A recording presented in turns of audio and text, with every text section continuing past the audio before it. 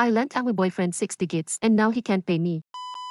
Am I a fool for allowing Abu boyfriend to use Tamwa savings so he could pay his credit card debt? I thought I was doing our relationship a favor since his debts are stressing him out. The plan was for him to pay me monthly but until now, ni piso wala pa akong na-receive from him. What should I do? I tried asking him gently kaso ang dami niyang dahilan. Breaking up is not an option for me since I still love him. But I kinda don't trust him as much as I used to anymore. Edit. Some comments are so mean. Anyway, thanks sa constructive criticisms guys. I talked with him na and he agreed to have our agreement be put into writing. I laid out the payment terms and conditions na rin. Thanks sa comments for giving me the strength to do this. So far, he's open to ME terms. I just hope he will be able to come through. Lesson learned, contract muna bago utang.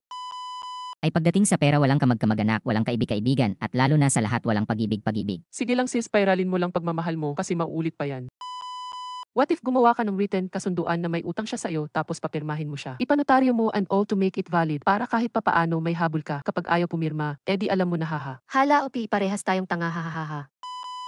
Tangang pag-ibig tawag dyan, yung kilala mo BF mo na may debt issues tapos pinautang mo pa rin tapos siya masarap na tulog sa gabi, pero ikaw hindi. Sabi siguro niya babawi na lang siya sa romansa, mas lalo niya gagalingan sa kantot. Win-win. Tapos sabi niya siguro, lagi ko naman to nililibre sa date at magiging mag-asawa naman kami so conjugal na yung money. Kalimutan mo na yung 6 digit, di mo na makikita yan lol.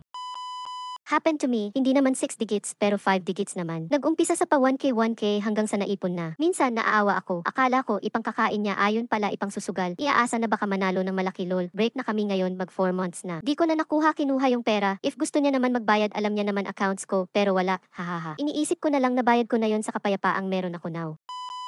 Yes, you are a fool. Nagustuhan mo ba itong video? Share mo naman kung ano ang tingin mo sa comment section. Kung gusto mo pa ng ganitong mga videos, like and subscribe na sa ating channel. Ingat!